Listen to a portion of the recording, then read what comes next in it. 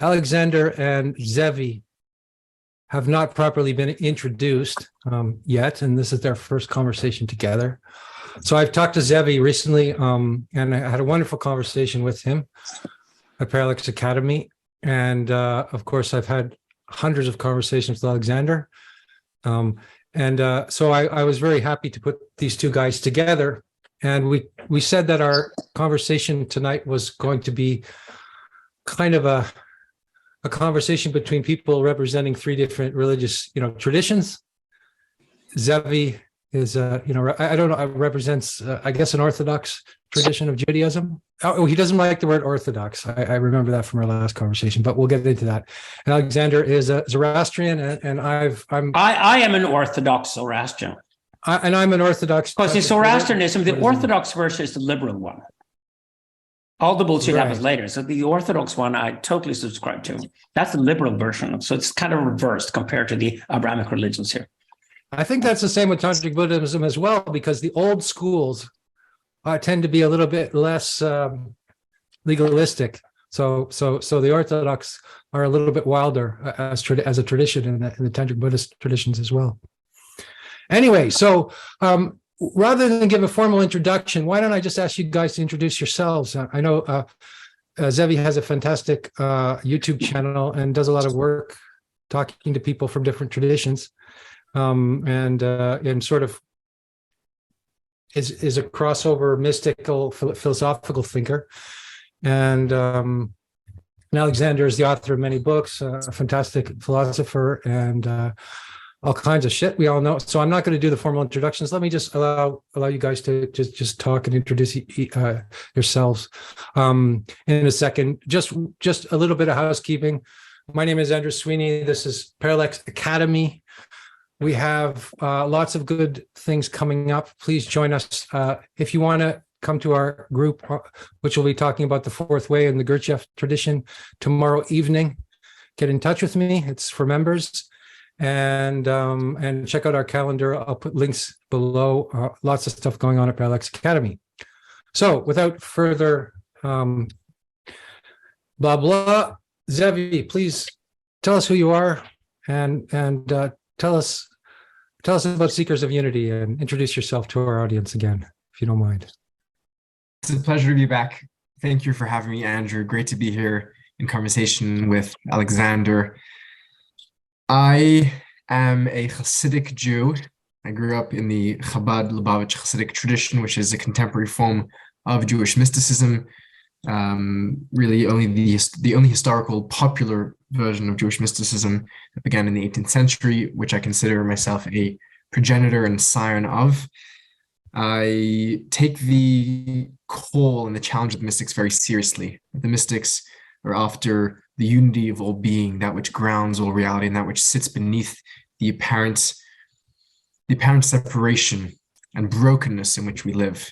And I think that if we're to take that seriously, we're to look not only within our own traditions, but we're to look at the unity that is not just within, but also between traditions. And that is the work of Seekers of Unity, to find the unity between traditions and to approach that from a human perspective. We're humans fundamentally. All these labels, we're rabbis, we're priests, we're Zoroastrians, we're Buddhists, we're Taoists, we're humans, we're all humans. And we have human experiences, and we can approach the divine, we can approach the absolute, we can approach the transcendent through our human vessels.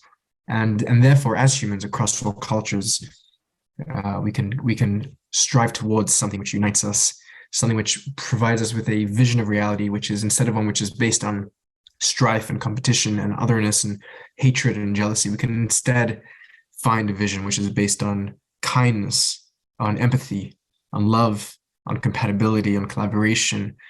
And that is what Seekers of Unity is about. And that's who I am. And I'm very glad to be here with you two fine gentlemen in this work of finding the common, of finding the unifying between us. Thanks. Okay, so I'm Alexander Bard, and I kind of took the initiative to this conversation because I really would love to talk to Zevi. And Andrew and I have a constant relationship in the sense that we call each other as soon as we have something coming up that we both believe in. And this was one of those conversations. I'm just about to finish writing a massive book called Process and Event, my sixth book, and probably it's the magnum opus for me and Jan Söderqvist. We realized that we're going to have one hell of a party when the book is finally finished in a couple of months' time. It might be out by late May. If nothing else, it's out in August this year. So we're sort of finishing it off. And the argument in Process and Event is that Plato was a big mistake, in the sense that the only things that of really interest are the process and the event historically, therefore the title. Meaning that we were originally nomadological. We were nomadic people. We lived in nomadic tribes, where the eternal recurrence of the same is the standard answer to everything. The seasons come and go, you live and you die. You know, everything reincarnates itself in a way. And you're tribal. You're deeply tribal when you live in nomadic tribes. So I've lived in New Guinea. I've lived in the Amazonas in Brazil. I've lived with Inuits in Canada. I'm really an anthropologist. So I realized that all these different communities have a lot in common. Here I agree totally with Zevi. Human beings are the same. We came out of Africa some 40,000 years ago, and we haven't changed that much. And genetically speaking, at least, we're very, very similar. Also, we are also tribal. I mean, there's a certain size to tribe. A clan is about 150 people. The tribe is about 1,200. But tribal size is the only thing we can really relate to without having to have a police force and a military protection or something like that. Larger systems than tribe have to be invented and then have to be implemented with huge effort. And looking back at history, and I've always known that I would unify East and West, and I would probably unify East and West through digital. In my work, I'm the first generation of European philosophers who just find it disgraceful to start with the Greeks. That's unthinkable. No, you can't start with the Greeks again. No. India, China are way older cultures than Greece. And most things you hear from the Greeks are actually just repetitions of ideas they either got from the Egyptians or the Persians. And in this sense, Plato is an Egyptian, and his opposition is Heraclitus among the Greeks. And Heraclitus clearly is a monist. He believes in the flux. He believes in process. But there's also something unique about Heraclitus that makes him different from the East. And that's, he has a Persian origin, clearly. Heraclitus probably was a Kurd, you would say today. He was a philosopher at the Median court. So he introduced to the Greeks, which Plato then opposed and played around with, he introduced the idea of dialectics. And dialectics comes from a monist culture. Mind you, it comes from monist culture. Dialectics is monist. I mean, Hegel is a monist thinker. Everything in the world relates to everything else. Otherwise, you're not going to do dialectics. Otherwise, you're going to do dualism, in which case two or more substances are so separate from one another, they cannot even communicate to one another. That's essentially dualisms. And this is the thing, when I studied Zoroastrianism, I converted it in the early 1990s. I discovered it was a completely monist faith. That's why I decided to convert. It had really very little to do with Islam and Christianity. Rather than everything to do with Hinduism, which it was a reformation of, and everything to do with Buddhism and Taoism. And now, of course, the Zoroastrians are discovering this massively when they're rediscovering their Persian roots. They're also the opposition to the mullahs in Iran, etc. Zoroastrians are now everywhere, coming out of Western Asia. But if it is the origin of the West, I would argue that the big myth, started by Lord Byron in the 1820s, was that the West was built on the Greek-Hebrew axis. And I think it's entirely wrong. The West is built on a Persian-Hebrew axis. Hebrews and Phoenicians on one end, and Persians on the other end, created the philosophy of the West. And here's what's important. What they added to process was the idea of the event. What Zoroaster added, 1700 before Christ, 400 years before Akhenaten, probably some 600 or 700 years before Moses. What he added to the history of ideas was the only really remarkable idea besides nomadology and the eternal recurrence of the same. This is the idea that something could happen in history that changed history forever in a whole new direction, which is the event. That's all there's to it. Those are the only two major ideas, and they both came out of the Bronze Age. And what's fascinating is that these two ideas are the only two ideas that are implemented on a larger scale than tribe. If being human is all about being part of a tribe, if we're all archetypes within a tribe, then the question is, how do you extend the tribe with the loyalty of the tribe to larger populations? And here are the only two ideas that came out of the West, both of them. The first was the idea of empire, which is older. It's a Persian idea. And out of that idea, and this is the story of Cyrus the Great, the only Messiah in the Jewish faith who was a non-Jew. Out of this idea came the idea that the Jews formed the first nation. And the difference between nation and empire, the only two ideas we have, the larger than tribe, and therefore incredibly important for humanity. The problem is these two ideas coming out of the Bronze Age have then disappeared behind the myth that the axial age that came after the Bronze Age was somehow superior. It was a golden age of philosophers and art and everything. And I strongly argue that's wrong. The great ideas come out of the Bronze Age, including Judaism and Zoroastrianism. The problem with the axial age was that abundance and large populations created exactly the problems we're still dealing with today. And those are the problems I want to address here in today's conversation. Dualism fosters two types. One is the pillar saint, and the other one is the boy pharaoh. And what I mean with these two characters is they're devoid of the Moses and Aaron connection, the devoid of the Zoroastrian Vishtaspa connection, Zoroastrianism, the devoid of the shared split leadership in the phallic. Instead, it's just one guy, a tyrant there. And the tyrant is either a religious demagogue who hates anything that's physical. This is Manichaeism, Mastak and Mastakism that come out of the Persian Empire, both of them. And the problems we dealt with after those. It's also the problem inherited in Christianity and Islam that eventually these two religions will have to deal with. That's a pillar saint. The other guy is the boy pharaoh. Speaking of Hitler or Stalin, whatever you like, but the boy pharaoh is the guy who does not need a teacher, does not need a priest. He's the chief and becomes the king and becomes the tyrant. And this was addressed already in the 3rd century about Kartir, who was the high morbid of the Sassanid Empire. He warned about it when he went after Mani and killed Mani the way the Jews had killed Christ before him, and said that if these Gnostic dualists run rampant in the world, they will cause absolute havoc and be disastrous. And this is what I agree with. I agree with this statement. I agree with Carter. I agree with the Jews killing Christ. I agree with the idea that at a certain point in time, it's absolutely necessary to stop the Gnostic dualism taking over the world, which is why I'm a strong proponent of monism. And I believe that any religion that doesn't address monism and doesn't understand the world is non-dual is a dangerous faith. And the suffering we have suffered in the terms of the history of ideas over the past 3,000 years have all come from a dualist starting point. Okay, maybe Zevi, I've heard Alexander's theory, somewhat. Maybe I would really like to get your take on that, on what Alexander just said.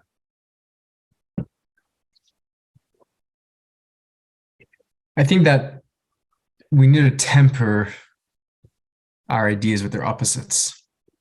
And that's part of a dialectical process. And that means that just as dualism has to be tempered, so too does monism has to be tempered. And it's tempered by dualism. I think that there has to be a space for plurality within monism. And I'm sure Alexander's intending this, and then I'd be curious to hear how he sees this vision. I think that what emerges from Plotinus in the birth of Neoplatonism as we know it today is an appreciation that all is in the all, as opposed to substance monism where everything is just one and indistinguishable from anything else, or as opposed to certain versions of a Gnostic dualism where we have radical separation between light and darkness and good and evil. We have a sense where there is multiplicity and there is diversity and there is Andrew, there is Alexander, and there is Zevi, and we're separate humans with separate ideas. The Jewish sages say that just like no two faces are the same, no two minds are the same, and yet we all share the mind of God, and we all create in the image of God. And that's the great paradox. The sense that when the Jews leave Egypt, 600,000 of them, the collective face of God is represented by the people, because it is the totality of multiplicity of them. And I'd be curious to hear from Alexander the space for a more nuanced monism, and a space where... Oh, I don't think it has to be nuanced at all. Here's one of my favorite Jews, Spinoza. And Spinoza sets the record straight. We have to understand the enormous achievement Spinoza makes in opposition to Descartes in the 17th century Europe, when he launched monism for the first time in Europe. He was clearly taught by Portuguese Sufis. So here's again, nobody represents Zoroastrianism and Hebrew and Judaism together as solidly as Spinoza does. Whenever you go with Sufism, Sufi monism, the original Sufism, Sufism is not an Islamic, it's just Islamically labeled, but Sufism has Zoroastrian, even Buddhist origins, right? So if you take the Sufi monism and then you add that to Judaism and you see how that pattern comes out, it comes out of Spinoza. Spinoza summarized it wonderfully. He says that there's just one substance, but it has an infinite amount of attributes. That means you can have as much multiplicity as you like, but you will still have a world, just because it happens to be that way, where everything affects everything else. If nothing else, it's called gravity. Right? So that's a fact that no scientist would argue with this today. We live in, even the secularized world today lives in a completely monist idea of the world. Dualism became absurd the day a little kid walked up to Descartes and said, okay, so if there's a soul and there's a body and they're separated, don't they need like a third substance then to be able to communicate with one another? And already there you expose dualism for its childishness and its infantility. So I'm not saying the world had to be monist. There's no creator God in my philosophy. Zoroastrians don't believe in a creator God. Rather, there's just a world that happens to be monist. From everything we know, it's monist. And for us, in any meaningful way, for us as human beings, it is monist. Meaning that we cannot do anything, for example, on this planet today. None of us can go and shit at the toilet even without affecting the entire planet. And we realize that now. So we live in an age where monism is more necessary than ever. But I allow as many attributes as you like. You can have as much multiplicity as you like, just as we agree that the world is monist and has to be understood that way. And here's the radical take on this, and why, I don't know, Zevi, you're such a diplomat, but I want to see, you have to deal with the fact Egyptians introduced eternity, a life after death, and ruined their entire economy and never returned after the Bronze Age because they built so many pyramids. It ruined the Egyptian economy. The Persians never built a single pyramid. There's a reason why. The Persians learned to take the fucking corpses and put them in nature and feed them to the vultures and only memorize the person who was now dead. There's an enormous difference here, and it must be within Judaism. This is what I want to explore with you. There must be this division with Judaism. Judaism is located right between Egypt and Persia. And I think the key to this, where I think you are a Persian Jew in the sense that you're a monist and not a dualist Jew, because at the end of the day, you either believe there's a life after death, in which case you must leave your body and there's something that leaves the body and the soul independent of the body. That is what dualism is. I believe I die when I die, and to learn how to die with grace is the most important lesson in life. And confront death as the absolute, for me as a Zoroastrian, that's absolutely fundamental to my belief. What would be your take on that if you sorted out the monism term here? Where does Judaism stand? To me, Judaism was originally a monist faith.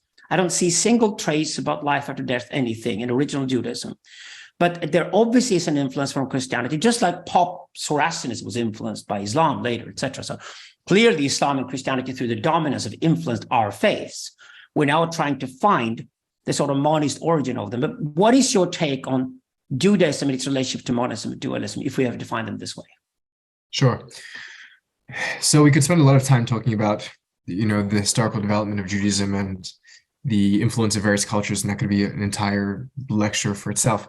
But I think I'll cut to the chase by speaking from my own perspective within the Hasidic tradition, of which I'm born and raised, and which speaks to an eternal truth of Judaism, although it's not the only voice in Judaism. I want to be clear about that. Is that there is no difference between the body and soul.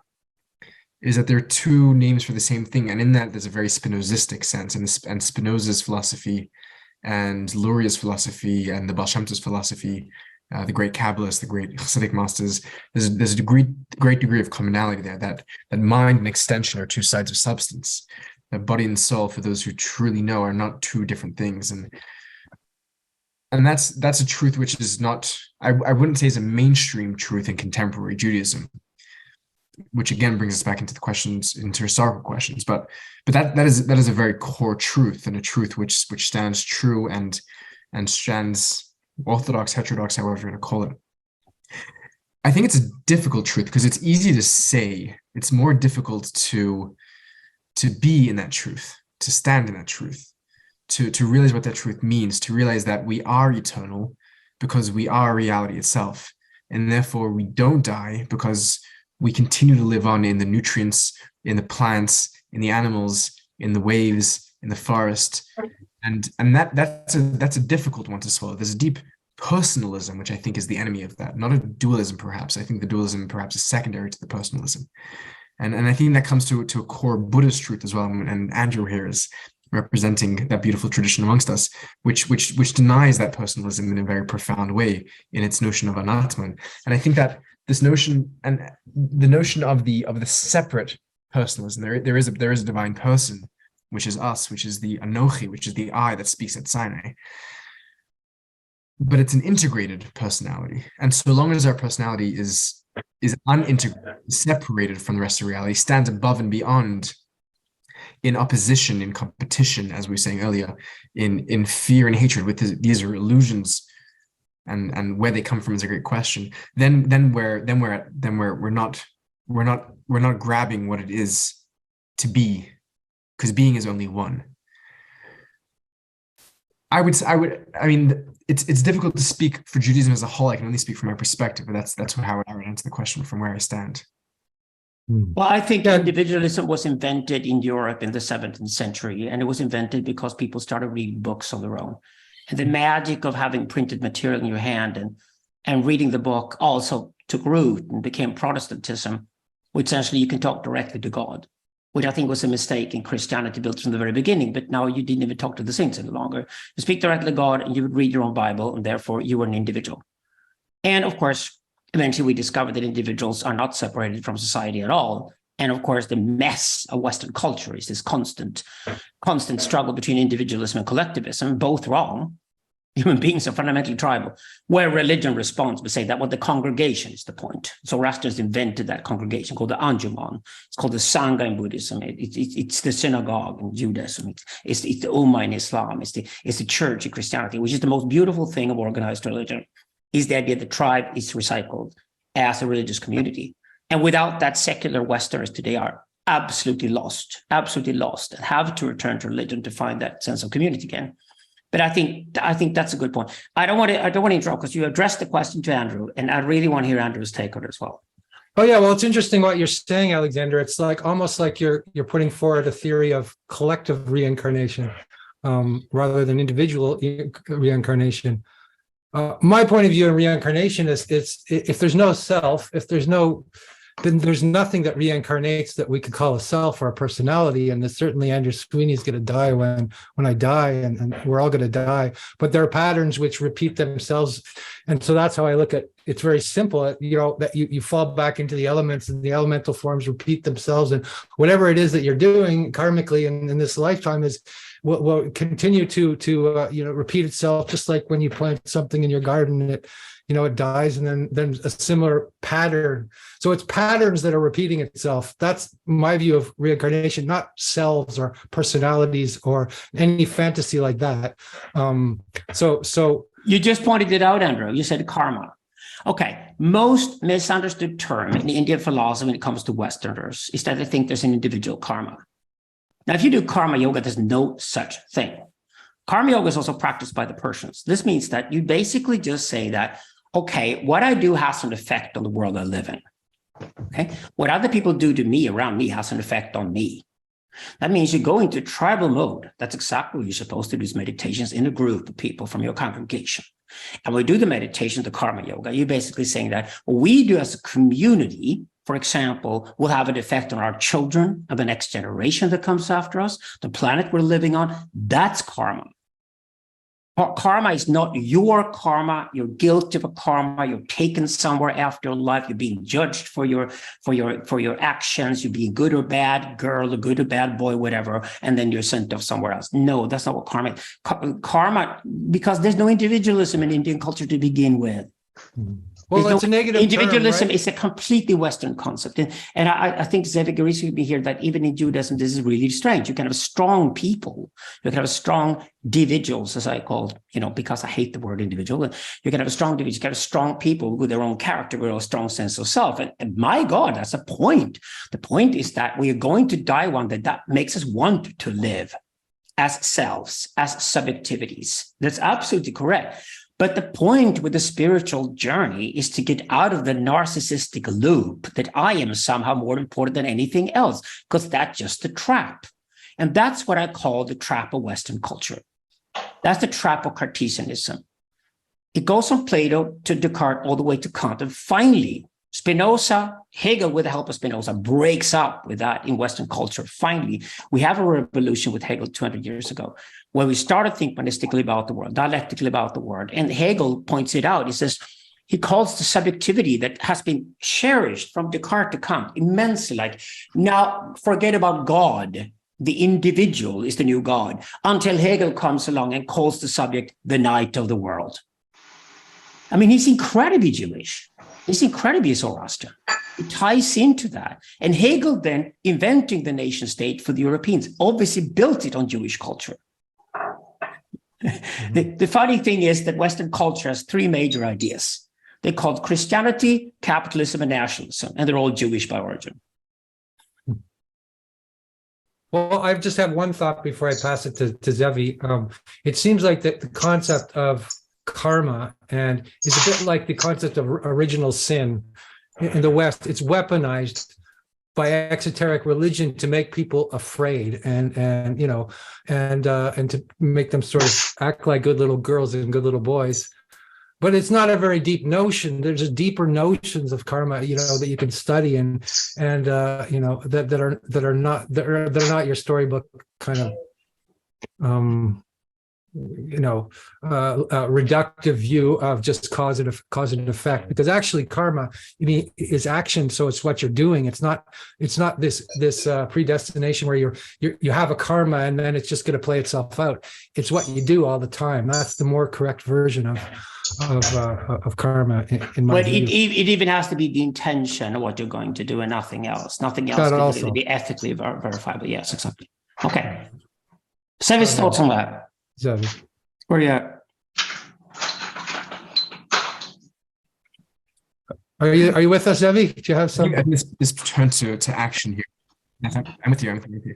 Yeah. Do you hear me? Yeah, you're cutting out just a little yeah. bit from my perspective. I think the turn to action is an important one. I think a centrally Jewish one here as well, where thought is important and speech is important, and those are central, but they culminate in action, and we reveal our thought in our action. That's where we show ourselves in our action. By the fruit they shall know them. I think there's a point. There's a great story in the Talmud. The Talmud is not often thought of as a spiritual text, but I think it's a really spiritual text of a great sage who's passing away, one of the heads of the Babylonian academies, and he has a child, a son, and the child was positioned to have taken his father's role, and he asks his father. It sounds like somebody's undoing a kitchen or something in the background, taking over the building. Okay, let me just mute. Is that with either one of you guys? Or do we have some ghosts that have joined the show? I think Hakan needs to mute himself. Okay, I think I've muted everybody now. Okay. Thank you. He asks his father, his dying father, the sage, one of the luminaries of the generation. He says, "Father, before you pass, why don't you put in a good word for me amongst your colleagues, that they should know that I can succeed and I can take over the leadership in some way, if not now, in some time in the future." And the father, in his dying moments, tells his child, he says, "No, I'm not going to vouch for your character. I'm not going to vouch for your integrity." He tells him, your own actions will bring you close. Your own actions will bring you far. It's in your own hands. It's in your own actions. My words will come and go, but if you're to make yourself a man, you're to do it by your own actions. And I think this point is a relevant one to this discussion, because we can talk for a long time. But I wonder how we convert this into action. What does it mean to embody a monistic perspective, or a perspective which rejects the duality of idealism, or of individualism and of communalism, collectivism, and embrace instead of communalism? What is the activity, and can we model that, and can we live that, and can we be that? Otherwise, we're a performative contradiction, where we're talking monism, but we're being something else, and that's itself is dualistic. And I don't know if I have an answer to this. It's a question to myself as it is to my esteemed panelists here. I can maybe give you a Zoroastrian answer to that. So Zoroastrianism, everything is a feedback loop. This is a strictly ethical religion without any morality. So the way it says is that Judaism has the 10 commandments. We have none of that. We have only one simple principle. That simple principle is the world operates in a certain way. It's called asha. The same word in Sanskrit is artha. The same word in Chinese is Dao. imported from Persia. So it's the same term. Now, you can relate to that. So if you live in alignment with how things actually operate in every way possible, I mean, mythologically, logically, pathically, whatever, right? You operate in accordance with how the world operates. You start with figuring out how the world operates, meaning it's very, very pro-knowledge and very, very pro-education, which I think it shares with Judaism, which I think is a trait in monism. I think dualism exactly says that that's worthless, don't do it, because you're only supposed to do this, and somebody's supposed to do it for you for free or whatever. In monist worldview, starts with the idea that it's all down on us. God is us, and we are God, and therefore we have to be divine. That's a huge requirement of us, which is exactly what these religions are. Smaller. All three of us have smaller religions. They're not huge world faiths or anything. They require long studies before you can convert. They don't go out there and missionize or anything like that. They're not going to win souls and gain points in heaven or anything. They're really like ethical systems and different variations of ethical systems, probably very close to each other too. So the way you do it in Zoroastrianism is that everything is then a feedback loop.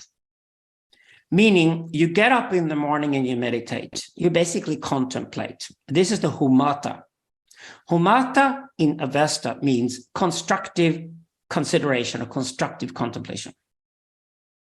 You go into constructive mindset. There's no good or evil. There's just a possibility for you, your mind, your beautiful mind, your masta. The name for God in Zoroastrianism is masta, which is mind. God is mind, right? Your mind, divine mind. And the body is the ahura, the being. Ahura, masta means being and mind, okay? Very similar to Judaism, I'm sure. So you go into that mindset, you do constructive considerations about yourself and the world and people around you and you could support them. You get your specific role in the social system, what you want to do to be constructive, to move the entire system in the good karmic way, to be constructive simply, to do good in the world. And that's called the mata. The next one, the second one, is the hukta. And hukta means constructive engagement, like you swear an oath. Constructive speech, but it's not speech. It's not good speech or anything woke shit like that. It's more like, no, it's constructive commitment. Like you commit to your brothers and sisters around you. Say, I'm going to do this and you're going to hold me accountable for doing it. Constructive commitment. That's the second part, the hukta. The third one is the huvarshta. Huvarshta is the constructive action itself. And here's the point. You can teach any kid that, if you had a good day and you ended up with really good huvarshta and you did your huvarshta, it's a lot easier to get up the next day after a good night's sleep and do the next humata. So it's just when you get out of the loop and it's all going downhill, it's going destructive. Instead of going into a better and resentful mindset, which Zoroastrianism bans, no, you go back to where you're at, forgive yourself for everything, love yourself unconditionally, meaning that it's just an acceptance of who you are, and then you go into a mode where you collaborate with other people in your community to try to go back into the mata again. And the intention is everything. Everything is valued according to intention. So that means that instead of having forgiveness as a sort of Christian principle, whenever you're forgiven, whenever whatever happens, Zoroastrianism really is, oh, you failed, try again. Oh, you failed, try again. It goes back to try again, which is, of course, excellent ethics. And this goes on your entire life. And here's the important point of Zoroastrianism. If you're lucky enough to live a full, rich life, if you were the lucky one who lived a full, rich life, and you're tired of living because you've done it all, you reach Tarvatat. That's the goal for the single human being. But the community survives you. The community was there before you. The community survives you. What reincarnates itself is the community itself, and the name for that is Ameritat, which should not be translated as immortality, it should be translated transcendence. So for Zoroastrians, this is how we deal with ethics. Fundamentally, I haven't met a single Zoroastrian that doesn't agree. And if you can live with this, and try to live according to this, you're an ashravan. And all require of the members of the communities, they do their best to become an ashravan. No commandments required.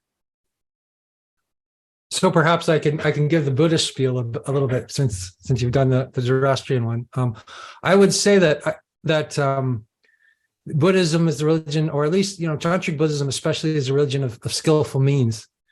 In other words, whatever laws you use, whatever codes and laws you have, which you make commitments to, and you follow them, and you try to act in them, just like in any religious system.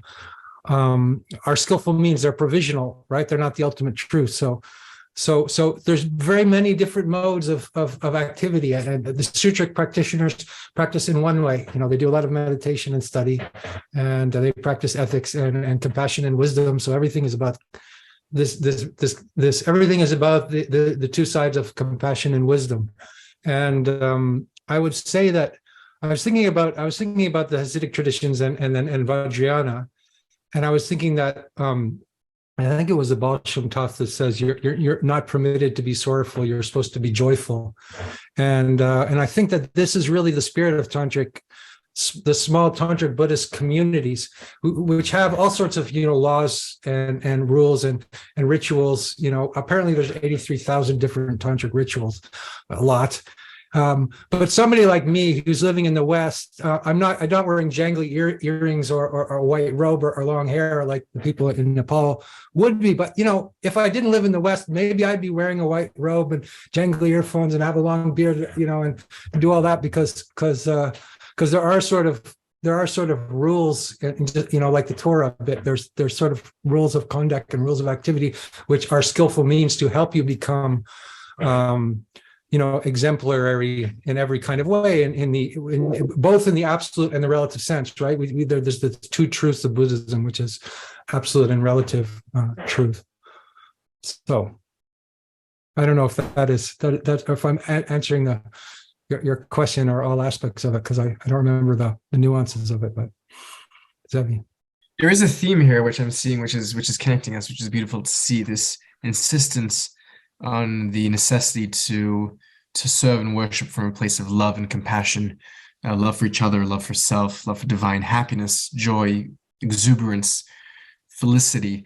There's a beautiful teaching which is paradigmatic and representational of the Hasidic mind, which I believe comes from one of the great Hasidic masters, Rabbi Yehuda Leib Alter, the Gai Rebbe, who writes that in part of the liturgy of the evening prayer, Ma'ariv in Judaism, we pray to God, V'haser Satan milfanenu macharenu, remove the Satan, Shaitan, remove the Satan, the accuser, from before us and from after us. And he asks, what does it mean from before us and from after us? And he says, before us means before we do the sin. We ask God to not tempt us. And we engaging here in the dualistic language to transcend it. And we say, we ask, don't bring us to temptation, right? King David is the character known in Jewish history for asking God to tempt him, and he fails, right, with Bathsheba. So we say, God, don't tempt us. Take away Satan in front of us. We're feeble humans. We are fragile mortals. Take away the Satan. But what does it mean to remove the Satan from behind us, from after us? And the Gai Rebbe says that when we do the sin, because we're human and we'll sin, and that's okay, whatever sin means in various contexts, and we don't have to think about it in a Christian term. Sin from the Hebrew word chisaron, chet, of lack, of absence, of feeling of our own internal emptiness. Inevitably, the Satan, whatever that means, comes behind us and says, look at you, look what you did. How can you rotten, dirty, filthy, selfish piece of... And then the next time you try to do something good, the Satan says, who are you kidding? You're a good person. Look what you did last time. That is the Satan behind us. And we say, God, take away the Satan in front of us. Take away the temptation. And when we do fall, because we will, take away the Satan from behind us. Let us stand up again. The sages say the difference between the righteous and the sinful in Judaism is that the sinner falls and stays down. The righteous falls as well, but gets back up. This is so important. Sorry for interrupting. This is so crucial for this conversation, Zevi. Yeah. You just said it there in passing. This is not the Christian concept of sin at all. This is an ethical concept of sin. You have to remember that in Islam and Christianity, sin is a moral concept. You're evil because you commit sin. And why I'm adamant about that, I can be bad cop, you be a good cop if you want to be diplomatic and nice guy. That's fine, but I just want us to be clear about this conversation because I come from the same background as Andrew. It says the Vajrayana is the mixture of Zoroastrianism and Buddhism. It clearly is. It has Persian roots. Padmasambhava was from Tajikistan. He was not an Indian. And what is the point with this having an ethical approach rather than a moral point? I think ethic goes with monism. I think morality goes with dualism. There's a heaven and a hell. in the simple storytelling, there is. And the sin is about avoiding hell and going to heaven, right? Or to have somebody forgive your sins or something like that. So you have an obligation, you have an eternal loan, which you never can repay, both in Christianity and Islam. They're perfect for feudalism, these two religions. They are pop religions invented. Islam coming out of Zoroastrianism, Christianity coming out of Judaism, to spread to the masses for feudal systems. And they will have to be reformed in the sort of unconditionally monist world we're going into. That's my argument. I think the secularization of Islam will move even more rapidly than the secularization of Christianity. That's my argument. We'll see if I'm right or wrong. But when I go back to Judaism and Zoroastrianism, it's precisely here.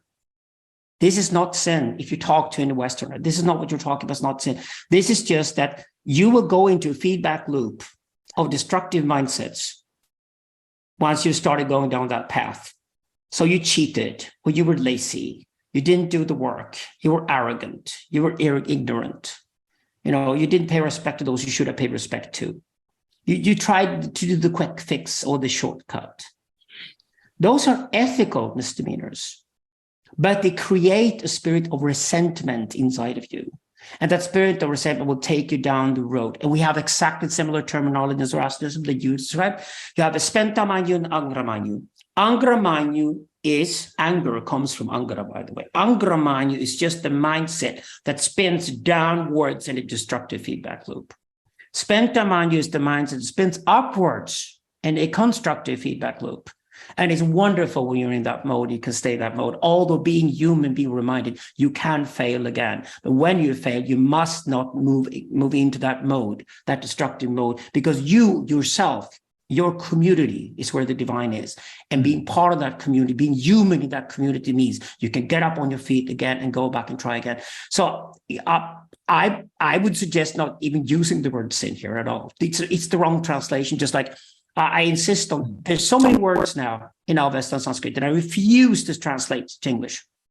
They're completely misunderstood, like karma and dharma before them, and harvatat namiritat, the terms I'm using here. I insist on writing them cursively, so you have to remember that these terms are from another language. You better go back to the roots of that language to try to understand what they mean. I'd say you cannot call this sin. This is not at all what Judaism is about. Well, missing the mark, it's an archery term, right?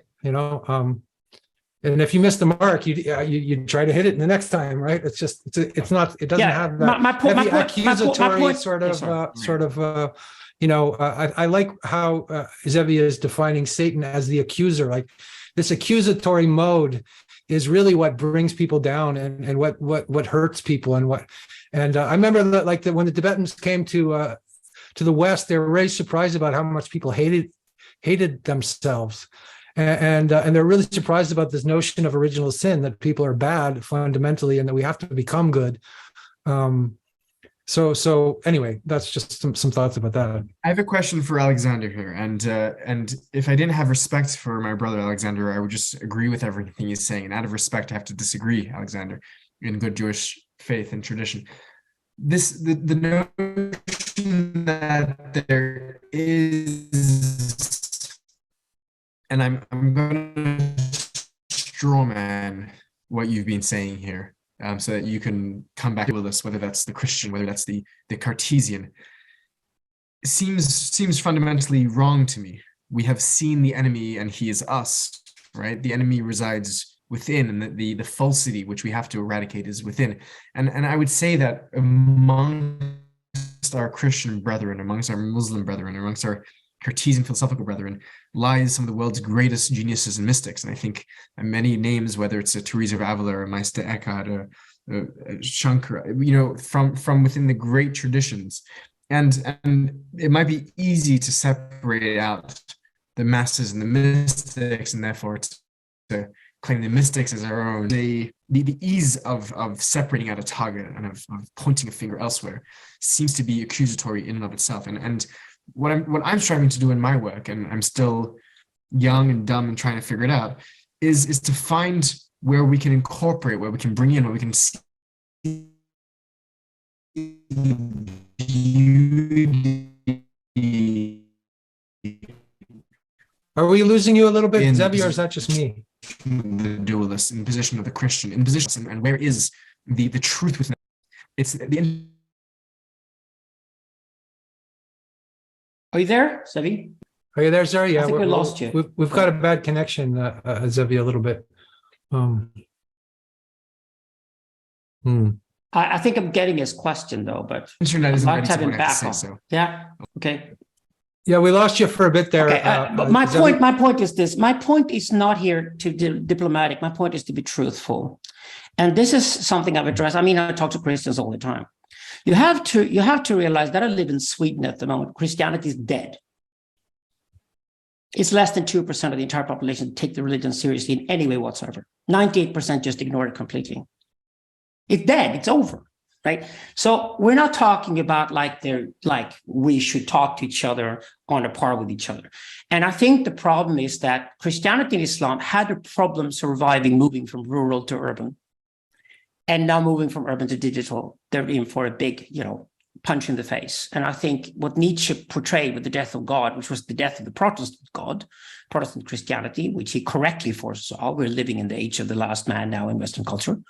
And the same thing is going to happen with Islam even more rapidly. And I am talking to people, Muslims, who want to reform Islam. And they also know Sufism has shared origin. So there can be dialogue between Zoroastrianism and Islam. It can be very fruitful. But you have to remember that there have certainly been monists who've tried, like in Catholicism, Thomas Aquinas is really popular these days because he was actually 400 years before Spinoza. He claimed the world must be monist and tried to argue for it. Of course, he was a heretic at the time.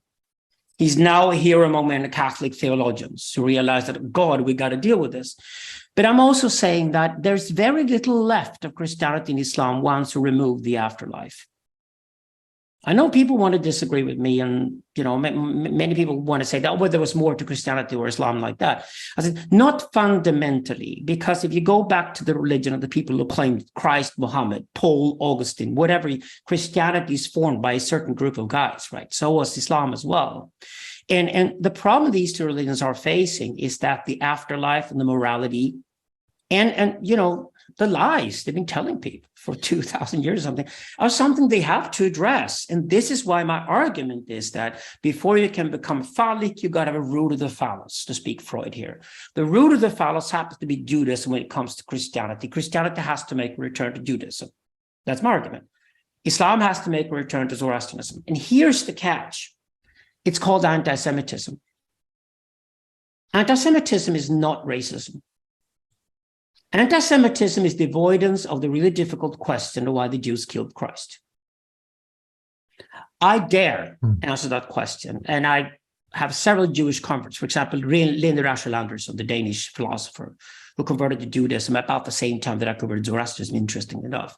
And I asked Linda once, when did you convert? When did you decide to convert? I woke up one morning and realized it was probably a really good idea to kill the Christ figure.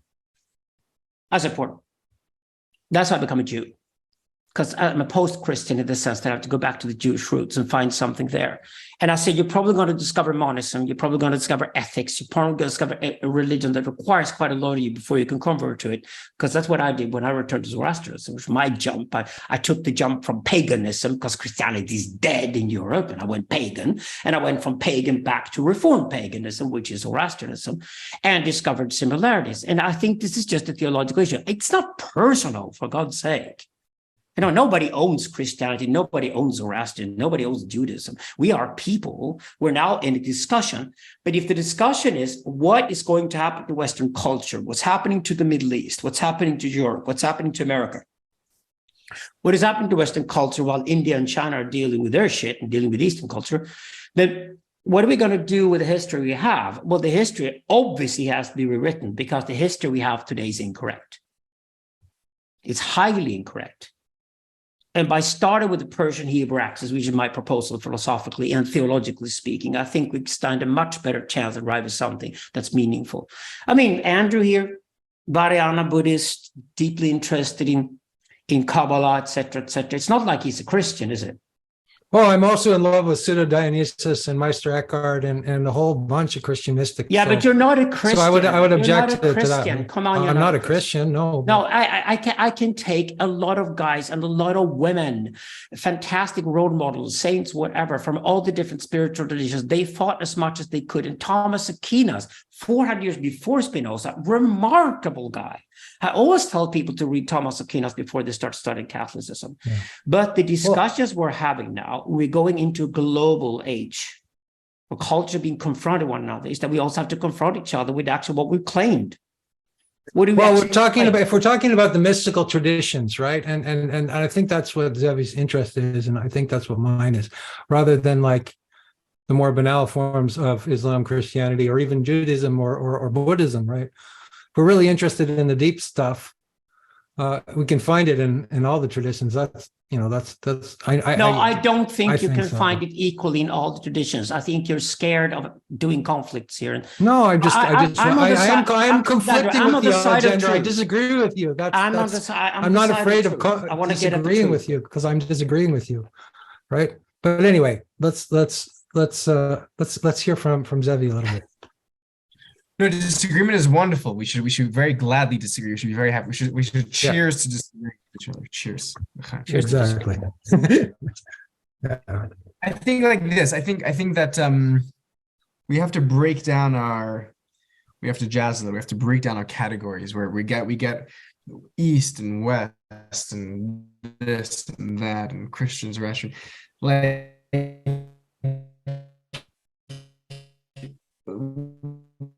we're losing you again. Zevi spinning around in a. Zevi, can you hear us? Terrible. Hey, Zevi, Zevi, that we have to get beyond. I think I hear you. We're losing you quite a bit, so it's cutting out quite radically. I don't know. Do you want to try to come in and out and get a better connection, or?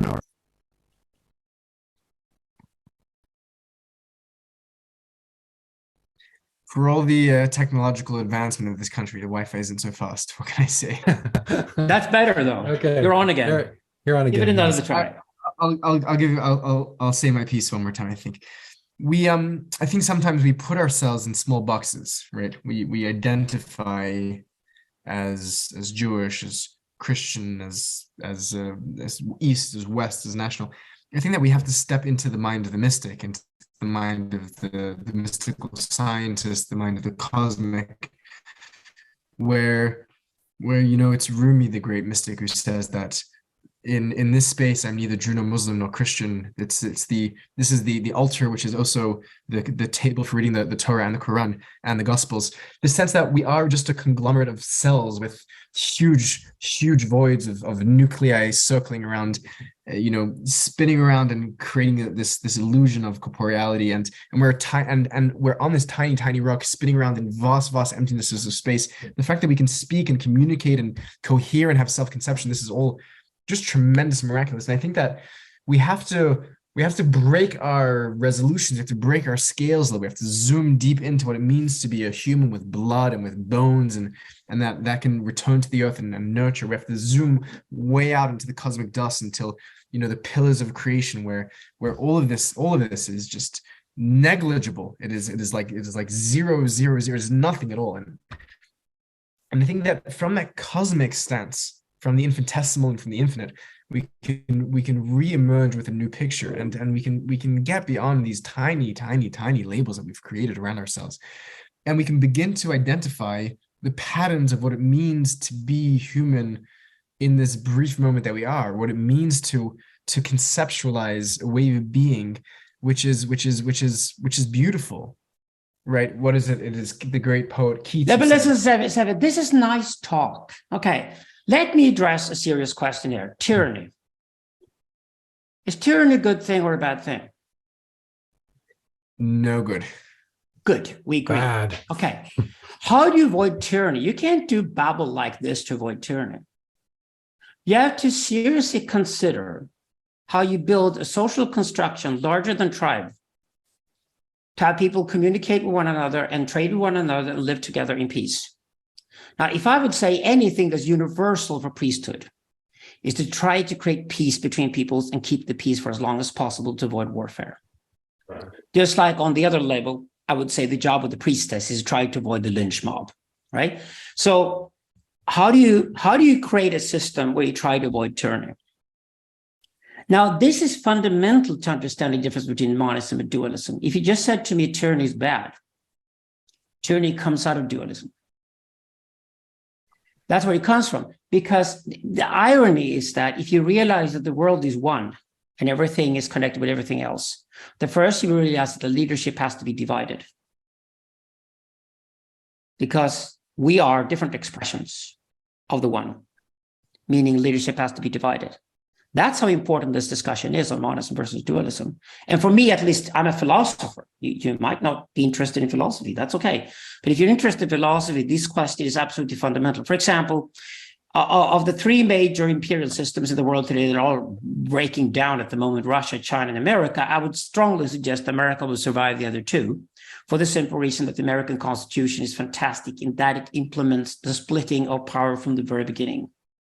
It's deeply Jewish, by the way. Moses, Aaron, and Miriam, the three siblings leading the Exodus, are reflected in the US Constitution through the president, the Congress, and the Supreme Court. The Supreme Court is actually very feminine. It's an old matriarch who says, I hold you responsible for what you promised, and if you don't deliver to me, then fuck you, right? And the way that the executive power and the legal representation, the legal power, are the other two aspects of shared power. This idea comes from Zoroastrianism. It strongly influenced the rewriting of Judaism when the Torah and of course, the Talmud were written in Babylon. And of course, they mutually affected one another. We all know that the Persians, sponsored the building of the Second Temple in Jerusalem. And why this is important to me and to reconstruct this history before we go into mysticism is that we live in a real world out there. There's real world problems. And we have a fairly long history now, some 4,000 or 5,000 years we can learn from. And we know that every time a little boy steps up to the role of being the tyrant, we have major problems. When women accuse us of running a patriarchy that they're tired of, we should respond and say, patriarchy in itself is a fantastic thing. When patriarchy goes wrong, however, it's hell on earth. It's a Hitler, it's a Stalin, or whatever you want to call it. And I'm interested in understanding why dualism always is the starting point for the mass murders in history. Why it starts there. Why is it the guy like Mani, who hates his body and is so full of himself and his soul, but hates his body, and spreads like wildfire in the 3rd century through Manichaeism? Why did that become a massive problem? Why was Mostok the hero of Stalin? Why did Stalin love Mostok? Mostok said, I'm gonna spread out all the wealth of a society equally to everybody, even if I have to do it with tyrannical methods, right? These are the problems of civilization we have to be confronted with. And if you escape them with some nice babble talk, we're not really spiritual at all. We're just escaping the real issues, which I think are priestly for the three of us, priestly issues. This is why I wanted to bring up the monism and dualism. We can then go off and do fantastic things. And thank God, our three religions do not have problems with drugs. I would love to do psychedelics with you and do the whole mile in Peru or Iran and fly off into other spaces and see the world and come back and loving life and loving you as my brothers. I would love to do that, Zevi. It's not that I'm against it, but why I'm bringing up the monism dualism discussion is that I strongly believe that from the Axle Age forward, the problem with dualism, starting with Akhenaten's misrule of Egypt, has been deeply problematic. And that's why I want to address philosophically. And I want to address that before AI takes over the world, we have to address the issue. What does it mean to avoid AI becoming the next tyrant? The philosophical issue here, though, Andrew, is that, Alexander, is that if we're going to create a dualism between monism and dualism, then we're indulging in a dualism. No. That's not a dualism. That's a duality. There's no dualism between them. The duality between them. Duality and dualism, very different things. So you're okay with the duality? Duality, absolutely. Oh, I'm okay with multiplicity. You can have as much multiplicity as you like. Duality too. But dualism is fundamentally different substances irreconcilable with one another. What is a non-dualism then? Non-dualism means, for example, that when your body dies, your soul dies. So your body and your soul intertwine one another. They cannot exist separately from one another. From a body soul standpoint, but I think there's a philosophical articulation of a non-dualism, which sees that even between monism and dualism, between monality and duality itself, is that they don't have to be in contradiction with one another, or that the term of contradiction itself is not one which is of concern anymore. And this is where logic and language begin to stretch loose. Okay. If you believe you're going to live somewhere else when you die, and I believe that I'm going to die when I die, my subjectivity is gone. That's a radically different worldview. They're irreconcilable with one another. You cannot sit here and pretend you can live like two guys and not saying that these are two inconsolable differences. That's ridiculous.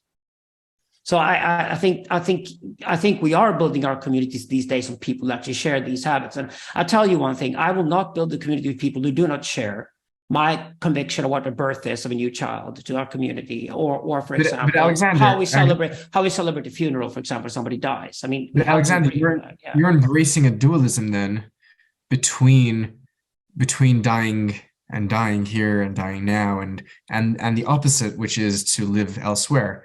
That's a dualism which you're proposing. No, I'm saying you die when you die. No, but you're opposing that with an oppositional view, which is that of you die and you go live in a hereafter. Yeah.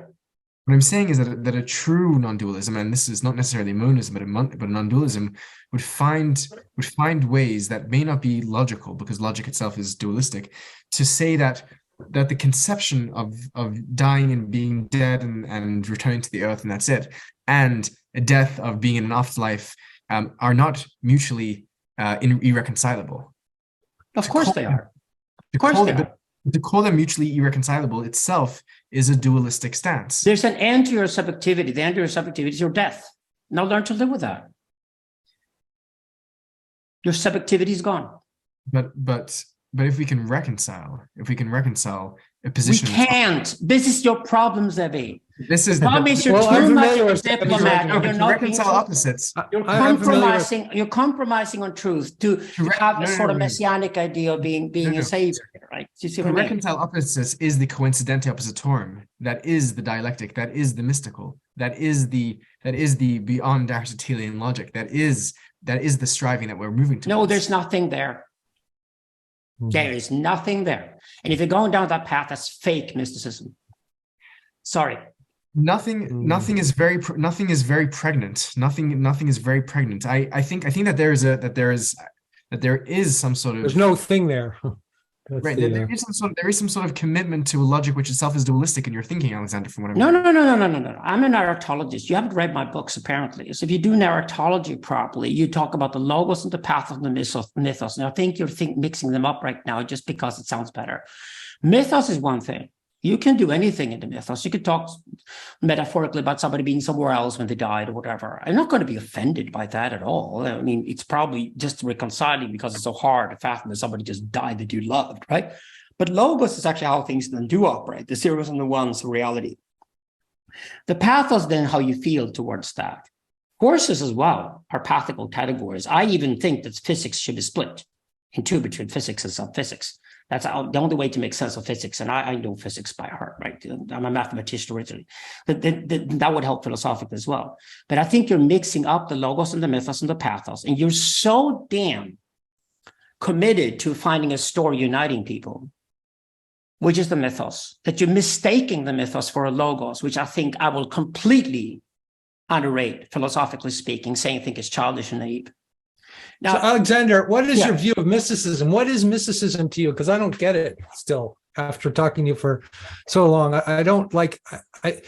What do you think I did during my 60 ayahuasca trips in Peru? Come on. No, well, that's just your experience, but the view like that Zevi is putting forward, non-duality, is kind of textbook mysticism, right? No, I think he's mistaking. He's mistaking a mythical non-duality for being a logical non-duality. They're totally different things. I would say the different stories, different types of narratives. Narratology is basically your help to understand where philosophy belongs and the impossibility of philosophy. Narratology is built on Hegel. And the truth, for example, there are only truths. In the sense that truth either has to be spoken as a logos or a pathos or a mythos, and they're inconsolable with one another. That's why I think Zevi would be a fantastic poet. But if he's going to be a serious philosopher, that's an entirely different game. And poets often unify people. I would love to put Zevi on the stairs in front of the people and said that you love each other, you just don't know it yet. Or you think you have one God there, one God there. Actually, they're two brothers and they have a shared father, whatever. That's what priests have always done. I see Zevi doing that beautifully. And I think Zevi's job's that. When it comes to the discussion we're having here, though, which is a philosophical discussion, that was the whole point in us meeting tonight, was that monism, dualism is a much more serious issue than maybe you guys have considered. And you will sort of wipe it over and say, but it doesn't really matter.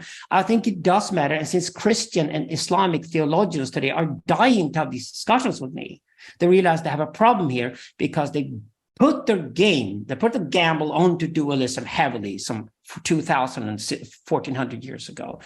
And the problem is that their entire history is built on that. They've had the Thomas Aquinas out there who tried to protest against the dualist position and tried to introduce monism. And we had Spinoza, who was almost crucified in Europe, tried to do it both with Jews and Christians here and basically bringing back Judaism to its roots.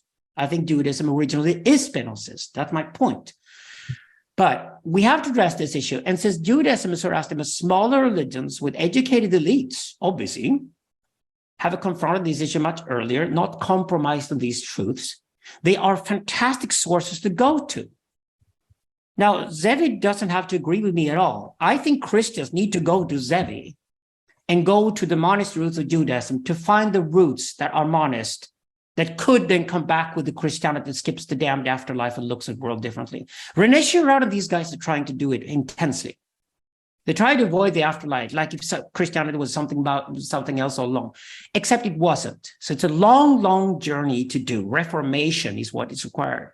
And I think the same thing goes for Islam, because Islam is going to fall apart over the next 40 to 50 years. Because all my young Muslim friends today, they don't believe in Islam, neither Sunni or Shia. They find it ridiculously infantile and childish and go look for something else. We're converting Kurds and Persians to the masses right now, Zoroastrianism, because just like some Christians go for Judaism or go for Buddhism, which is a good choice, they try to go back and find a monist conviction that didn't cheaply sell dualism to people in the masses, and including celebrating its tyrants. Okay, let's hear from Zevi. Come on. Alexander. I need a good, nice, long rhetoric. No, it doesn't have to be long. I have a short question, and I appreciate your the kind words and I aspire to poeticism, and that's very kind of you. I think that 1 or 0, that dichotomy is a very old one, and there's a real irony here, because you're a prophet of monism, as you're saying, and it's beautiful to hear, and yet you're so staunchly committed to this 1 or 0, and we no longer live in that world. We live in a world of the quantum, where we're superpositioned, where it's 1 and 0 and both in neither. Wait. Quantum mechanics is more logos than anything. Quantum mechanics is right, and this is no poetry. This is philosophy. It's definitely zeros and ones, more than you think. Absolutely zeros and ones. The fact that there's a continuum between 0 and 1, we always knew, because the circle was not a square. That's just fundamental to mathematics. But don't use quantum mechanics as an argument against the logos. No, logos is more with us than ever, and computers and everything you got around us are operating according to logos, and we have to relate to them anyway. No, we're not killed logos. I have some guys who go for the logos, especially autistic computer scientists who want to be philosophers, and they're going to go for logos, but no, you got the pathos and the mythos, and you got 3 different ways of approaching the world, and they're irreconcilable with one another. That's Hegel's point. And I firmly believe that's the case in narratology. You can't kill any one of the 3. Truth is in between the 3, therefore it cannot be defined. I think that, if anything, is Hegelian mysticism. There is no one truth, because there's no one truth we can say. We cannot perform one truth. We cannot declare one truth, because truth is split into at least 3 different categories as soon as you start thinking truth. We ourselves are that. Man is torn between logos and pathos. Woman is unified through the mythos. When you penetrate a woman during a sexual intercourse, you want to go for her wholeness. The problem for woman, though, in her wholeness is that she's fascinated with man and split between logos and pathos, because otherwise she cannot separate fact from fiction. It's just perfect for sexual attraction. Irreconcilable again. Sexual attraction fundamentally, again, Freud, another Jew, irreconcilable in the sense that you cannot get out of the deadlock, and that's exactly why it works. I would say that if anything, and Hegel was a mistake, as anything, mysticism is trying to swim in between these irreconcilable truths, knowing that you have to laugh at every attempt at defining them as just one truth. Meaning Hegel is correct in that the absolute is to arrive at the narratology and say that truth is irreconcilable, and that is truth. That is the only truth that is accessible to us, if there's one truth. It can only be on the meta level. And I would say I would celebrate your poetic instinct and I would celebrate your poetic capacity and talent. I'd just be careful not to throw your weight being a mythos talent onto the logos or paths, degrade them to celebrate the mythos at the expense of the other two. I think that's making exactly the little mistake we do when we become little tyrants. We think that our own personality, our own archetype is superior to the other two categories. And I think that's what I always try to avoid. I said, no. There's pathos, there's logos, and mythos. Swim in between the three. But how do you, Alexander, how do you celebrate the monos, the hen, the two hen, while being so deeply committed to a dualistic oppositional logos? Why not see a way to arrive at a synthesis that goes beyond that dualism? No, because there's no synthesis between the constructive and the destructive mindset. There's no neutral there. The destructive mindset really is destructive. Destruction is beautiful. Destructive mindset. I didn't say destruction wasn't beautiful, but because if you do destruction well, it's creative, right? I said destructive mindset. This is the resentful mind that envies you for what you have and tries to kill you and put your knife in your back. That's human. There has to be an opposition to that. Otherwise, your religion is just blah, blah, new age. There has to be clear, ethical spine to what you're doing. Otherwise, you're not a mystic. You're just another one of these guys riding around, jumping from one commercial offer to the next and doing trips and kicks. And you're a kick seeker. You're not a mystic. No, I would say I'll go back to that. You have to have an ethical spine. And that ethical spine is your own damn attempt every day, inspiring others as well, to try to stay with a constructive mindset. Why would you otherwise get up in the morning, have a cup of coffee, and try to do good in the world? And I mean, do good. I hate good and bad. I hate good and evil. But I undeniably think that there's a constructive mindset which is accessible to us if we contemplate on what we do before we do it. You cannot build a tribe that stays together and becomes successful unless you have that mindset. And I always emphasize the two most successful minorities in the world are the Parsis of India and the Jews of Israel. Undeniably incredibly successful cultures. Maybe that has something to do with their religions, meaning that they have enormous amounts of debates within the religion, but they also know how to unify around the religion when they see an outside enemy. Those are the greatest communities humanity ever built. My love for the Parsis of India, and I converted their religion, and for the Jews of Israel starts here, because I then found out that my love of these two cultures is precisely my love of the West and Western culture. And these are the two enormous sources Western culture must go to today to rediscover the Persian Hebrew axis and there find an ethical spine, not a moral spine, and not morality, an ethical spine. And the ethical spine is very simple. You can teach it to the kids. It's just, you get up in the morning and you do your best, kid. And if you need help, ask for it. We're a community here. Now, there's an opposition here. There's no unity between the constructive and destructive mindset. There's a duality. It's very real. I can go lazy and I can misuse my talent and I can be abusive towards other people just because I'm lazy and I do the shortcuts and the quick fixes of life. And I can blame it on my mother or father, whatever I want to do. I can stay in that place. I can become a kick seeker, drink alcohol every day and just fuck the world and use other people's money, you know, or I can dwell on my trauma so much that I enjoy them.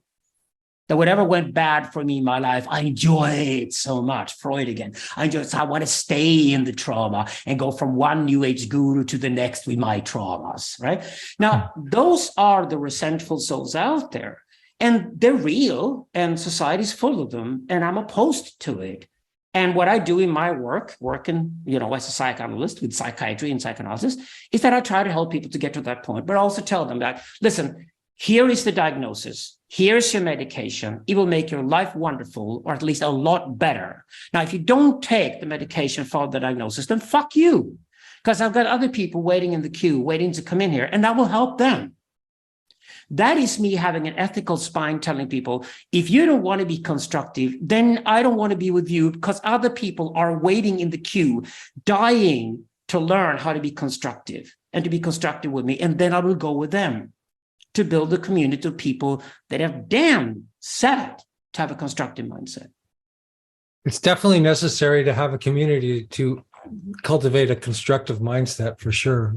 Definitely agree. Yeah, I'm not going to name any names. We have cultures out there in the world today where people beat the shit out of their kids so badly, and men are absent, and women are sitting alone, and grandmother yelling at her teenage sons, and they're all going into criminal gangs or whatever. I mean, as a Jew and me as a Zoroastrian, we are in such a luxurious position that we live in cultures that thrive with parents that love us and show us respect. It's taken thousands of years to create these cultures, but they're there now. Instead of having saints, we should see cultures that work as role models for other cultures to get inspiration from, to create their own culture that works. And I would say this boiling it down to this one thing of the constructive mindset versus destructive mindset is not a duality to be reconciled. That's a definite duality. Zevi, Yeah. jump in here. Yes, no, it's wonderful. It's fascinating to be in conversation here. It's fascinating. I'm thinking into Jewish models and texts of how we formulate our thinking around these. There's a very core principle which rides at the core of Jewish and Abrahamic biblical thinking, that there's an obligation to imitate God, imitato Dei, v'halachta b'drachav, to walk in the path of God. And God is a creator. God is a creator, and we're obliged to be creators. We create our realities, and God speaks the world into existence in Judaism, in the Bible, and we speak our realities into existence. We talk our realities, we speak them into existence, and those are creative actions, and we have the power as creators. According to Jewish tradition, when we sanctify the Shabbat, the day when God rests after creating the world, when we say those words with God, we are co-creating the world. But God also destroys the world. According to the Midrash, according to the Kabbalists, God destroys the world many, many, many times before anything can happen. And I appreciate the distinction, Alexander, between destruction and destructive. It's a valid distinction. We see destruction, and perhaps it's worth pointing out here the difference. And when God creates the world in Genesis, God destroys many generations until he finds Abraham, and he begins his plan again with him. Tries again and again and again, modeling for us, the righteous who tries again and again and again. I don't know. I think I have a lot to learn. I think that we're grappling here at great mysteries, and we're trying to model ourselves, as you say, Alexander, on great cultures, on great faiths, on great saints, on great practices, and trying to create cycles and communities which can embolden a place where we can prosper and live with kindness and happiness and humility. These are like the real great questions, and it's incredible to be in conversation with them. I'm caught kind of in surprise by the deep commitment to dualism within your monism, and I think sometimes, and this may be something we have to. But I think that when we commit ourselves so firmly to an abstract, such as monism, even, it creates in itself oppositionalism. And I think that we have to step away perhaps from our labels and constructs, and we have to, Judaism has many great dualities. One of the greatest is the duality between the tree of knowledge of good and evil and the tree of life. And the difference is that the tree of knowledge is the knowledge of good and evil, right? There's a duality there, and that's the beginning of sin, and this is a great theme. But then there's the tree of life.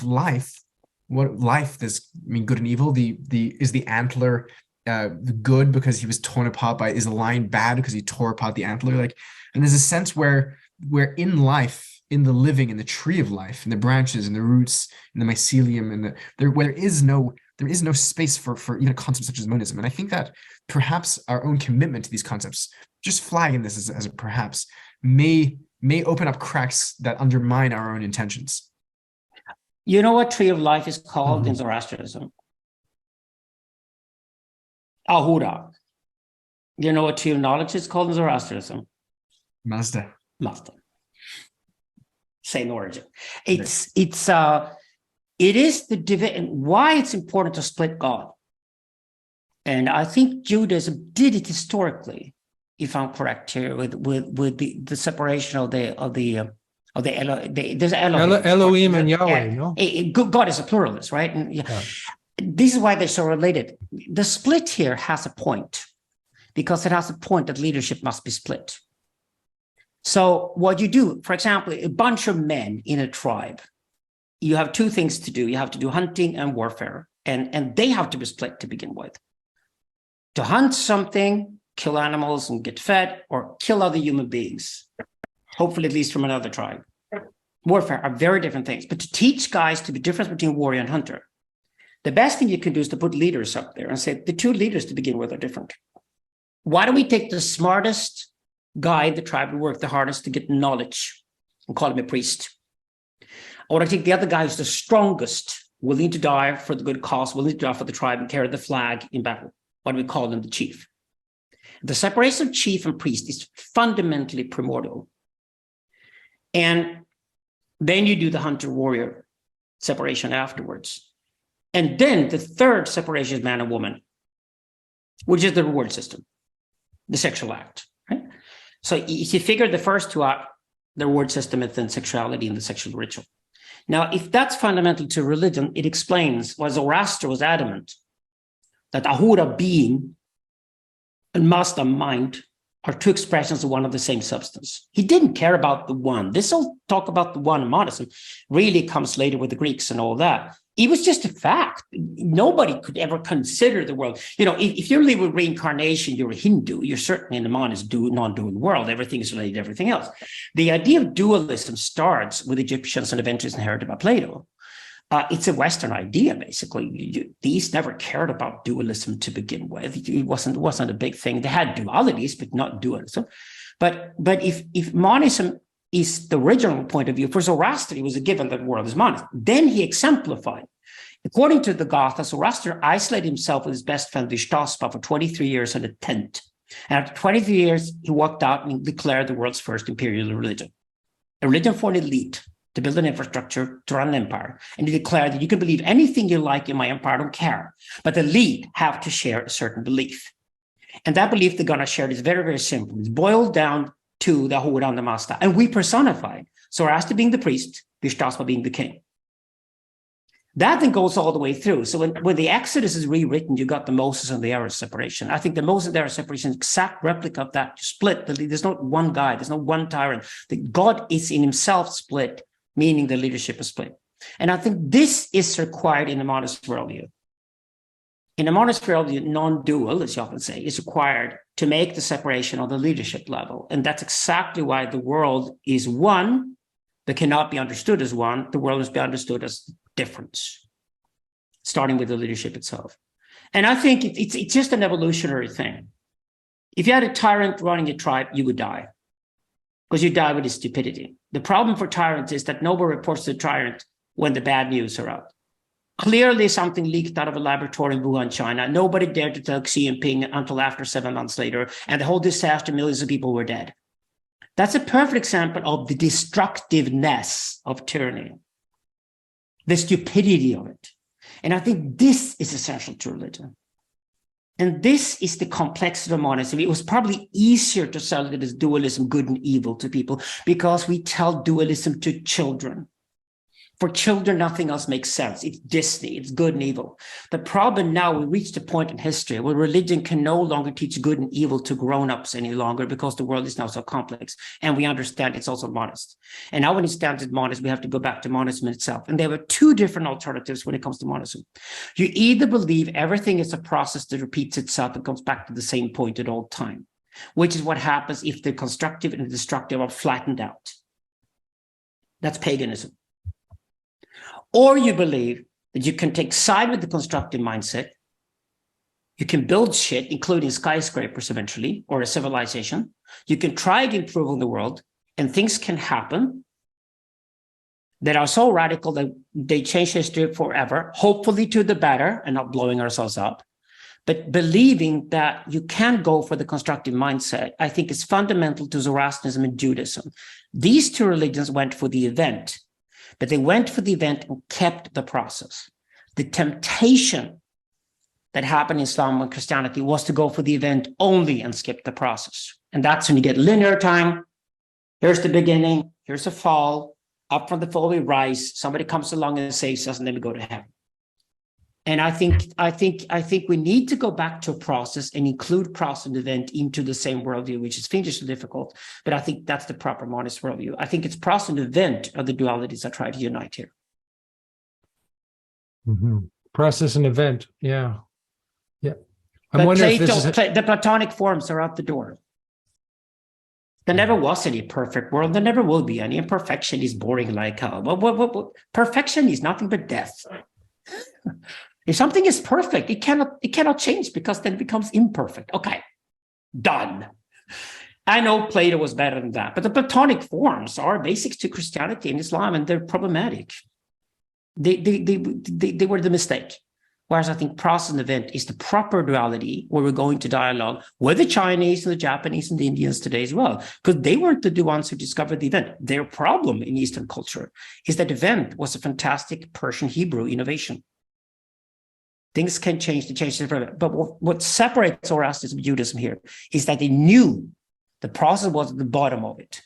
Like it almost like process was the feminine and event was the masculine attempt towards the feminine. That's the idea we're working with.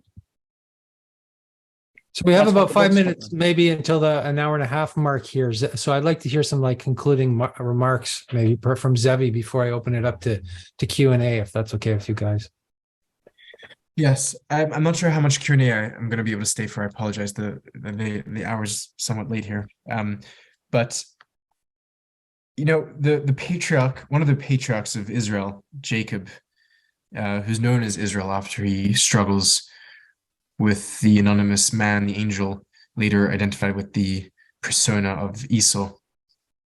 When he's dying on his deathbed, he calls his children around him, and he inquires about them, and he chastises them, and he blesses them. It's a very real conversation they have, a dying man to his children, who are going on to build a nation, in an immortal, eternal family. And he's not sure where they stand with each other, amongst each other, against each other. And they tell him, they say, Shema Yisrael, listen, Israel, Adonai Eloheinu Adonai Echad. The Lord, the same God that you have been raised on is our God too, and that God is one. The notion that God is somehow fundamentally split between good and evil, between the God and the demiurge, between the Ahura and the Mazda. I think there's a deep rejection of that in Judaism, where Wait. Ahura Mazda are totally different from the other two categories you just mentioned. There's no good and evil at all. Ahura is being. Right. What exists. Mazda is just mind. But to split being and mind would be to make the same fault that Descartes makes, right? We have to see Ahura and Mazda as one. We have to see Hashem and Elohim as one. Yeah, they're both one and split. And I think, right, both one and split. Right? Yeah, they're both one and split. Yeah, that's my point.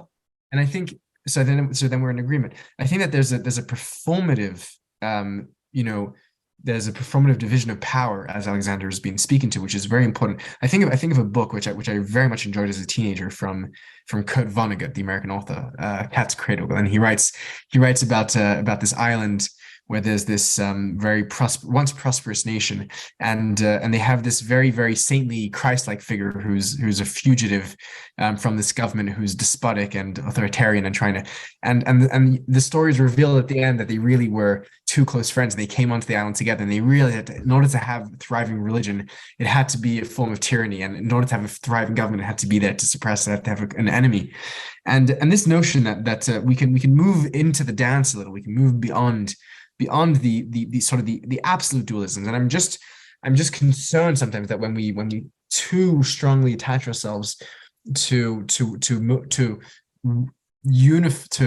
monistic Greek notions of oneness, perhaps, as Alexander put it, we can lose the bigger picture. We can lose the sight that really Ahura and Mazda are one and split, that really Hashem and Elohim are one and split, and that we cannot compute this, we cannot 1 and 0 this, and I don't know if Alexander and I are gonna come to some sort of symbiotic reconciliation of the conversation, but it's been a great pleasure to engage in this very fruitful and very, very illustrative and very pleasant conversation and disagreement throughout. I love your brother. And I'll tell you one story here, which brings in the Buddhist aspect finally here at the end. In Zoroastrianism, we have chosen to be Master Yasna. We could equally choose to be Ahura Yasna. So, okay, I was just in Taiwan and went to a fantastic Buddhist center with my friend Joachim, and we sat there, meditated the whole day. It's just stunningly beautiful. And Joachim looked over to me. He's also converting Zoroastrianism this year, but he was almost choosing Buddhism, and he knew he could choose either one. And he says, so this is the Ahura Yasna, isn't it? What? We're sitting and meditating in front of a beautiful rock.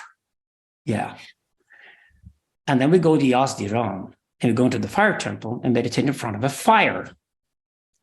This is illustration. There is not a recorded conflict between Zoroastrianism and Buddhism for over 2,500 years.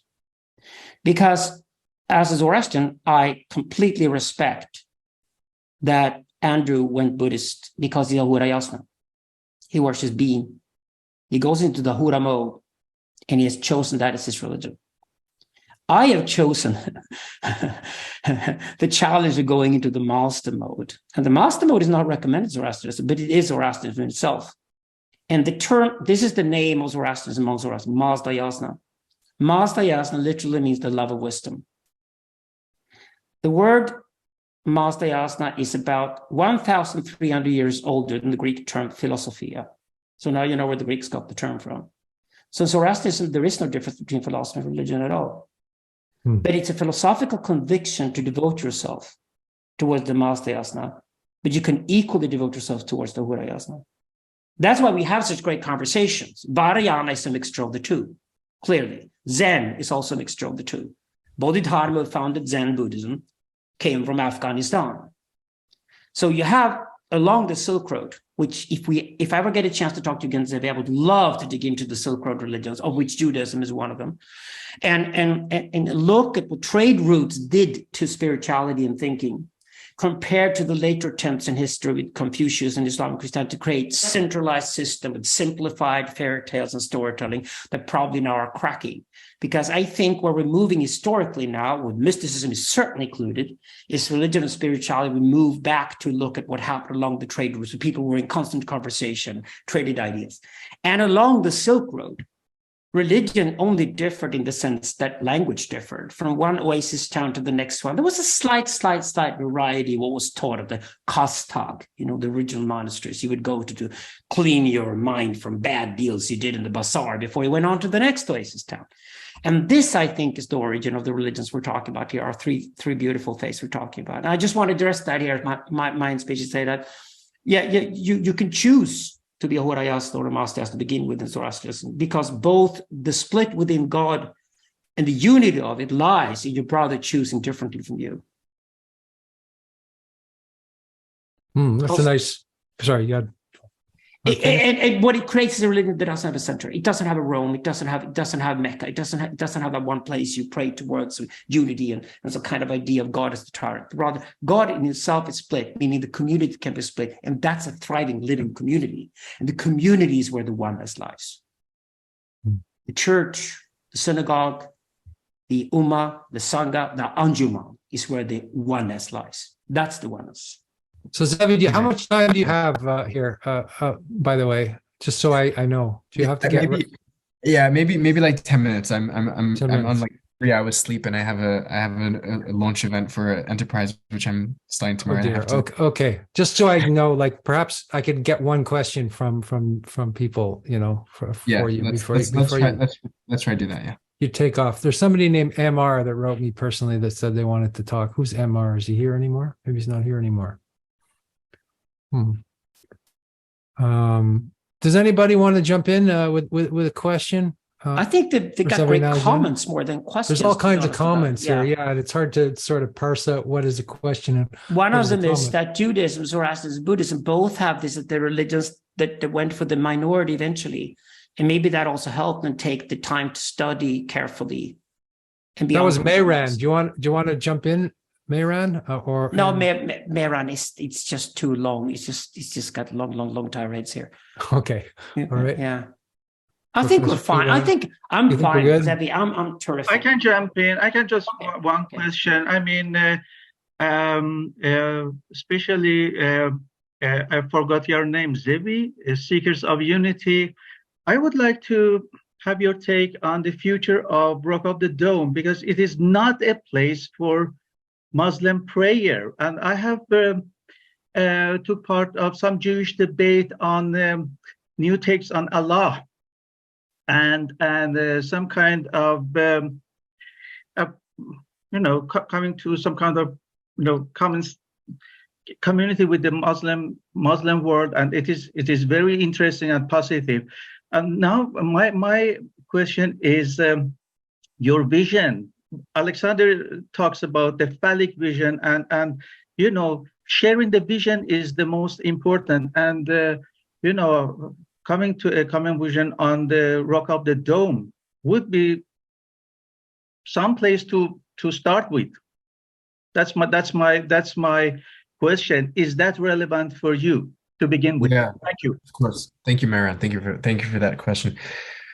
Yeah, the Dome of the Rock of the Dome, the Evan HaShasiyah, the foundation stone of this world in Jewish terminology, is very central to me and my thinking and my being, and it's a part of the deep mythos which still pervades Judaism, and I was raised on as a child. The vision, to put it in some sort of iconography and some sort of imagery here, the rock on the mountain there, from the Jewish perspective, can be thought of as the umbilical cord of the worlds. And I'm using very mythological language here, and do with it as you please, and that's the point of mythology. That in order for the fetus to be sustained in the womb of the mother, there needs to be a point through which the nutrients come, and that is the umbilical cord. And that rock is the umbilical cord of planet Earth, according to the Jewish Midrash, according to the millennia-old Jewish texts. And this, I mean, obviously deeply mythological here, but I think that what we can do with that is many things. And I think one thing that we can do with that is that we can realize that that planet Earth is the fetus, and the sense. This is the absurdity of religious conflict. To wage war over the belly button of planet Earth is to brandish knives and AK-47s over the very umbilical cord which unites us as a fetus with the divine prana, the divine energy which flows into reality. And what needs to be done is we need to unite and approach the navel of the world in prayer and in worship and in sanctity, so that we can together. We are the fetus. We are the collective fetus. Jew, Christian, we are the fetus. Just if I put it this way, one second. Is the Rock of the Dome let him finish, please. temple or not? Just that's my question, because that's the key. Is that the third temple or not? Thank you. What is the third temple? What is the third temple? The third temple. I mean, is that the temple to manifest the truth in? That's all.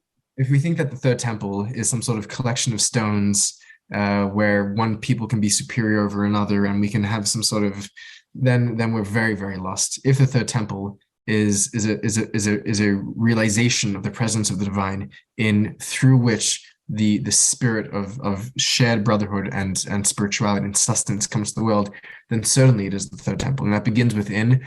And we all have a dome of the rock. We all have a belly button. We were all fetuses once. And when we can get in touch with where we were and where we are, then we can begin to, and anything that is going to distract us from the vision of us as a collective fetus suckling on the divine is a big mistake as far as I'm concerned. Okay, I want to hear from Ronald because I know him and he always has good questions. Do you want to jump in, Ronald? Yes, thank you. So my question is more about, it's sort of like a reflection about McLuhan and religion and the three things that you represent here, since we are now in this global age. My question was more about, is there a change in the practice that you need to have in every of those religion base when the technology is changing? So for example, is for the Buddhist still as effective to do the mantra, to do the meditation in a world where, you have more technology, you have the electric man and all of that. So it's the question is sort of like the relationship between the change in technology and the practice and maybe the relationship of what could change. For example, if the reason why some religions are dying is because the faith or the experience that you could have intimately with it has been changed because of the new organization of senses. So just a quick connection between technology and the practice. Okay, my answer to that would be that it's a new paradigm, the digital age, and some religions will thrive, some religions will reform, and some religions will probably wither and die. It's just, these are belief systems. They can be ancient. They can make all kinds of claims, but at the end of the day, do they function for people, and do they create a sense of community? I think fundamentally that those religions will survive, and that's why I'm here. I'm having these discussions. What would be credible in a more informed society, in the way the digital world is more informed, also more chaotic, also more conflicts, also more globalized. But what would it take to survive? And this, for example, where I think monism now rules so supremely, both in science and art, that we're going back to monism we actually had some 3,000 years ago, and we're rediscovering it in new ways for the digital age. Yeah, Zevi's on the move there, so maybe I'll just put in my 2 cents here. Is I think that you can do the exact same thing that you did, in the 12th century with the different practices, but at the same time, the traditions are changing.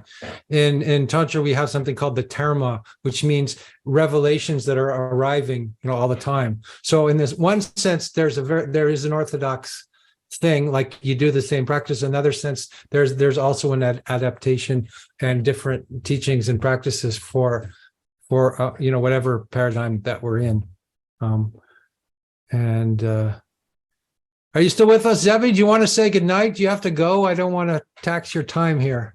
Yeah, I'm just heading to the bus. But it's been a pleasure and a delight. And thank you, Andrew, for bringing this conversation together, and for hosting and for facilitating. And thank you, Alexander, for joining me in conversation, and for butting hearts and heads together.